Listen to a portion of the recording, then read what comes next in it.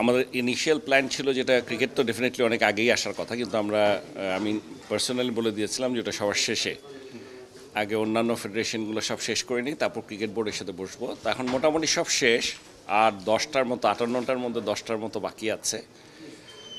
এদিকে ক্রিকেটটাই ইম্পর্টেন্ট হয়ে দাঁড়ালো হঠাৎ করে, বিকজ সামনে আমাদের আপনারা জানেন যে উইমেন্স ওয়ার্ল্ড কাপ বাংলাদেশে হতে যাচ্ছে। সো ওদের বেশ কিছু কাজ পেন্ডিং আছে, যেগুলো নাকি ওদের সাপোর্ট লাগবে ফ্রম এই মিনিস্ট্রি থেকে বা সরকারের অন্যান্য মিনিস্ট্রি থেকেও। সো ওগুলো এখন পর্যন্ত হয়নি। তো যার জন্য ওরা ওই সমস্ত পয়েন্টসগুলো হাইলাইট করেছে। কিছু রেনোভেশন ওয়ার্ক আছে যেগুলো করতে হবে to meet the ICC requirements, এগুলো নিয়ে আলাপ আলোচনা করেছে। সো সেগুলো শুনলাম, এবং শুধু তাই না, সামনে আমাদের পরবর্তী যে আন্তর্জাতিক প্রোগ্রামসগুলো আছে এটার জন্য আমাদের বেশ কিছু কাজ বাকি আছে।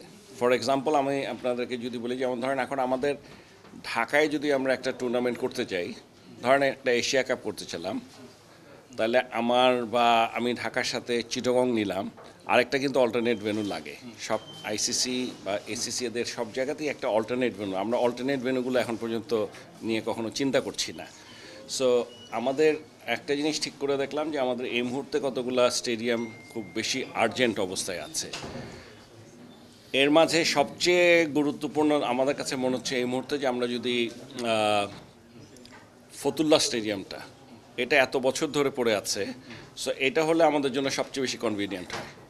আমরা যদি ঢাকার ফতুল্লায় থাকে, অল্টারনেটটা যদি আমরা চিটাগং বা সিলেটে দেই, তাহলে আমাদের জন্য অনেক সুবিধা হয় মুভমেন্ট এবং সব কিছু। তো সেই জন্য এগুলো নিয়ে আলাপ আলোচনা হয়েছে, কী পরিমাণ কী কাজ বাকি আছে, কী পরিমাণ ফান্ড লাগতে পারে, এই সমস্ত জিনিস। একটা হচ্ছে এই বিশ্বকাপকে সামনে রেখে এই মুহূর্তে, এবং সামনে আগামী 4 বছরের মধ্যে কি লাগতে পারে এই সব কিছু। 31-এ আমাদের ওয়ার্ল্ড কাপ আছে, ওডিআই ওয়ার্ল্ড কাপ, সেটা আমাদের মধ্যে আছে। এর ছাড়া এখন আছে আমাদের উইমেন্স যেটা নাকি ওয়ার্ল্ড কাপ। এর বাইরে এছাড়াও আরও আমাদের তো এশিয়া কাপও আসার কথা, এখন যে কোনো সময় আসতে পারে। এগুলো আমাদের করতে গেলে আসলে আমরা প্রিপেয়ার্ড কিনা, এটা হলো সবচেয়ে বড় কথা। মানে আনাটা তো বড় কথা না, আমরা পারবো কি না।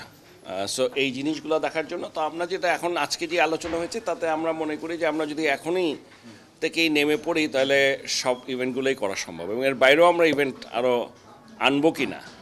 মানে একটা জিনিস মনে রাখতে হবে যে 5-6টা ইভেন্ট আমার, ফর এক্সাম্পল আমি যদি ওডিআই ওয়ার্ল্ড কাপের কথা বলি, আমার তো 5-6টা ইভেন্ট মানে লাগবেই, স্টেডিয়াম লাগবেই।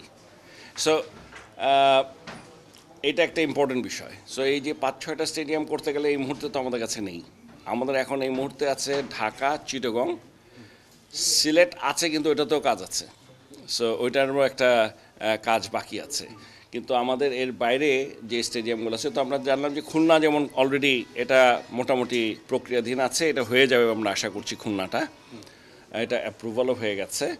এর পাশাপাশি আমরা যদি ফতুল্লাটা করে ফেলতে পারি, তাহলেও আমরা একটা বেটার জায়গায় চলে আসলাম। বিসিবির তরফ থেকেও ওদের অনেক কিছু জানা ছিল না, যে চেলেই তো হবে না, মন্ত্রণালয়ের একটা বাজেট আছে, এই বাজেটের উপর সব কিছু নির্ভর করে। এখন ওনারা যা চেয়েছেন, এটা বর্তমানে আমাদের যে বাজেট আছে এটা দিয়ে কোনোভাবেই কিছু করা সম্ভব না।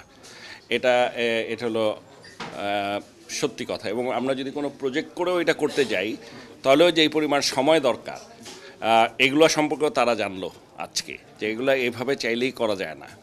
আমাদের যে প্রক্রিয়া আছে এটাতে আমাদের অনেক সময় লাগে।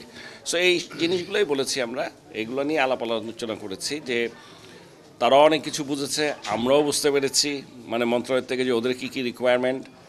এখন চ্যালেঞ্জেস আর দেয়ার, কিন্তু যতই হোক চ্যালেঞ্জ তো ফেস করতে হবে। এখন সবাইকে মিলেই করতে হবে, এটা একা মন্ত্রণালয়ের পক্ষেও সম্ভব না, বিসিবির পক্ষেও সম্ভব না।